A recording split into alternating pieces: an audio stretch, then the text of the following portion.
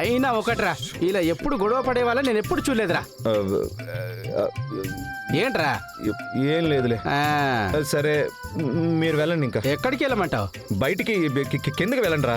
ఏంట్రా తడబడుతున్నావు? అది మళ్ళీ ఫైట్కి వెళ్ళేదేమైనా ఉందా సార్ తమరు?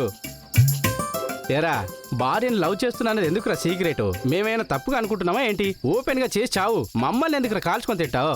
రై కిందకి వెళ్ళండి రా. ఇదిగో చూడు, ఝాన్సీ అమ్మ చేసిన తప్పేంటో తెలుసా? నీకు బంగారికి పెళ్లి జరిపించడం. అవునరా? బంగారు చేసిన తప్పేంటో తెలుసా? నిన్ను తను పెళ్లి చేసుకోవడం.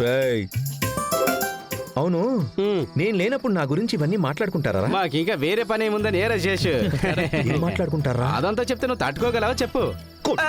పదరా పద, మేడం మీద కూడా మనకు ప్రశాంతంగా లేదు.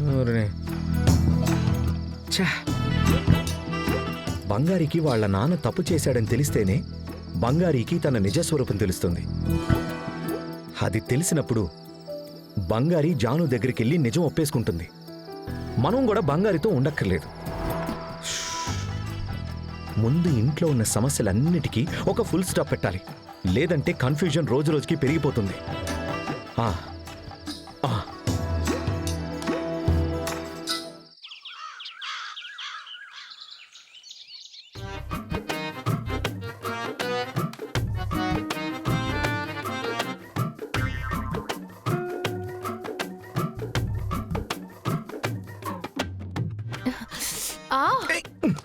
అన్నా, ఏం చేస్తున్నావన్నా? ఏ వర్షిని, పొద్దు పొద్దున్నే లేచి ఫోన్ చూసుకుంటున్నావు? పో, అన్నయ్యకి మంచి ఏబీసీ జ్యూస్ తీసుకొనిరా. నేనెందుకు తేవాలి? అయినా నీకు పెళ్ళైంది కదా, నీ వైఫ్తో చెప్పు, తానే తీసుకొచ్చేస్తుంది. ఏ నువ్వు చేయవా? వెళ్ళు, మర్యాదగా వెళ్ళి తీసుకొనిరా. పో. నేను తేను. ఏం చేస్తావు? తేవా?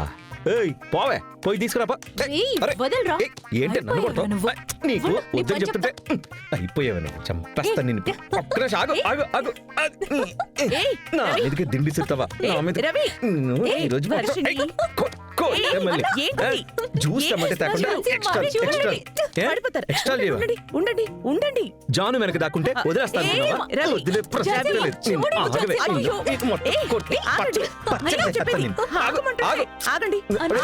ఝాన్సీ అమ్మ చూడండి, ఝాన్సీ అమ్మ అన్న జుట్టు పట్టి లాగి ఏడిపిస్తున్నాడు.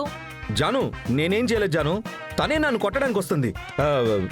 ఎంతైనా పెద్దోడిని కదా, నేను అన్నను కదా, కొంచెమైనా మర్యాద లేదు. నేను ఒక పని చెప్తే చేయనని చెప్తుంది. నీ వైఫ్ దగ్గర చేయించుకో అంటుంది. ప్లీజ్ మాటలతో చెప్పి అసలు దీని రకమే కాదు. నీకు బాగా బాగా నీకు నిన్ను వర్షిని ఆగు ఆగు ఆగవే. నా మీదకి దిండి సిస్తావా? ఏంటి బంగారి, కొత్తగా ఉందా? చిన్న వయసు నుంచి ఇదే పని వీళ్ళకి. రోజు వీళ్ళిద్దరూ గొడవలు పడుతూ ఉండేవాళ్ళు, నేనేమో పంచాయతీ చేసేదాన్ని. వర్షిని, పరిగెత్తించి కోపం తెప్పించద్దు. ఇంకా ఎక్కువ పడతా చెప్తున్నాను. ముందు ఆగు ఆగు వర్షిని.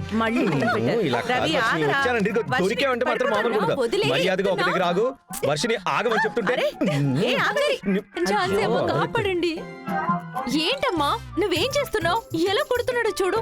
ఇద్దరు గాడిదల్లా పెరిగారు, ఇలా కొట్టుకుంటారేంటి? తనకేమో పెళ్ళైన వయసు వచ్చింది, నీకైతే పెళ్ళే అయిపోయింది. ఇంకా చిన్నపిల్లలాగా గొడవలు పడతారేంట్రా? అది అలా గడ్డిపెట్టండి ఝాన్సీ అమ్మ. 10 ఏళ్లు ఇంట్లో లేకపోతే ప్రశాంతంగా ఉన్నాను. అలా ఎలా ఉన్నావు నువ్వు? నేను లేకపోతే నువ్వు ప్రశాంతంగా ఉంటావా? దాని ప్రతీకారం ఇప్పుడు తీర్చుకుంటాను. వర్షిని, నువ్వు ఇలారా. ఏం చేస్తున్నావు? మిమ్మల్ని. ఝాన్సీ అమ్మ, మీరెప్పుడు అన్న వైపే మాట్లాడతారు, అన్నకే సపోర్ట్ చేస్తారెందుకు? నువ్వెలాంటి దానివో నాకు తెలీదా ఏంటి? అన్న వచ్చి ఒక జ్యూస్ అడిగాడు, చేసిస్తే ఏంటి కరిగిపోయేది అరిగిపోయేది? నేనెందుకు ఝాన్సీ అమ్మ జ్యూస్ తేవాలి? దానికి వదినుంది కదా. చూడు జాను ఎలా మాట్లాడుతుందో. ఇదిగో చూడు, రేపు పెళ్ళై పిల్లలు పుట్టినప్పుడు మేనమావగా నేనెన్ని చేయాలి? నాకొక్క జ్యూస్ కూడా తెచ్చివ్వలేవా? హలో బ్రదర్, అది నీ బాధ్యత, అది నువ్వు చేసే తీరాలి. అందుకనే నేనిదంతా చేయలేనమ్మా. జాను. రే రవి, వదిలేరా, ఇదేమన్నా పెద్ద విషయమా? జాను జాను ఒక్క నిమిషం అలాగే ఉండు. ఆ? ఏంటి ఉండు ఉండు, ఉండు. అలాగే ఉండు అలాగే ఉండు. అలాగే నన్ను చూడు. ఏంటి అయ్యయ్యో ఏంటి జాను, నిన్న కూడా మొహంలో లైట్గా ముడతుండేది. ఇప్పుడు ఏం మాయో ఏంటో 10 ఏళ్ళు ఇట్టే తగ్గిపోయింది జాను. జాను రోజు రోజుకి యంగ్ అయిపోతున్నావు. బయట నన్ను నీతో చూస్తే నేను నీకు అన్నయ్యనా తమ్ముడినా అని అడుగుతారు. నిజం జాను. తమ్ముడు నిన్ను జాను, ఏంట్రా, జాను, జాను. ఏంటన్నావ్? జాను, జాను. నాతో నాన్నేనా తమ్ముడినా అని. నన్ను నీ చెల్లెలు అంటారా? అయ్యయ్యో, చెప్తా చెప్తా చెప్తా చెప్తా. చెల్లి చెల్లి చెల్లి. ఓ రక్షణ చేయకు.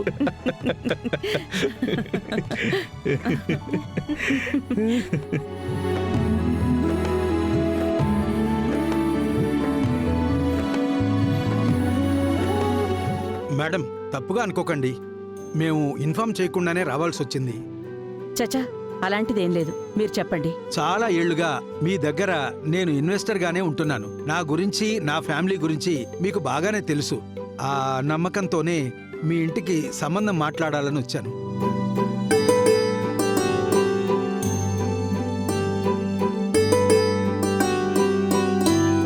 ఇన్నేళ్లుగా బిజినెస్ పార్ట్నర్గానే ఉంటున్నా మనం వియ్యంకులు అవ్వాలని ఆశపడుతున్నాను.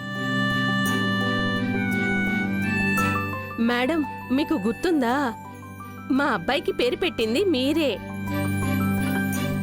మీరు పేరు పెట్టిన చలవతో బ్రహ్మాండంగా ఉన్నాడు. చదువు పూర్తి చేసుకుని సొంతంగా బిజినెస్ చేస్తున్నాడు. మీ అమ్మాయికి ఏ లోటు రానివ్వడు. తనని మేము రాణిలాగా చూసుకుంటాము.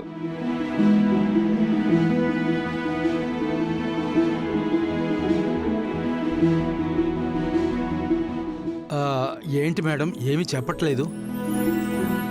ఆ రోజుల్లో పెళ్ళంటే పెద్దలు నిర్ణయించేటట్టు జరిగేవి. ఇప్పుడు పరిస్థితులు మారిపోయాయి కదండి. పిల్లలకి నచ్చినట్టే పోవాల్సి ఉంటుంది.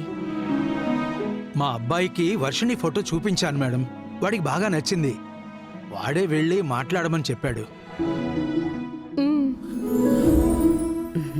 బంగారి, జాన్సమ్మ, వర్షిణిని తీసుకురా. సరే అమ్మా, తీసుకొస్తాను.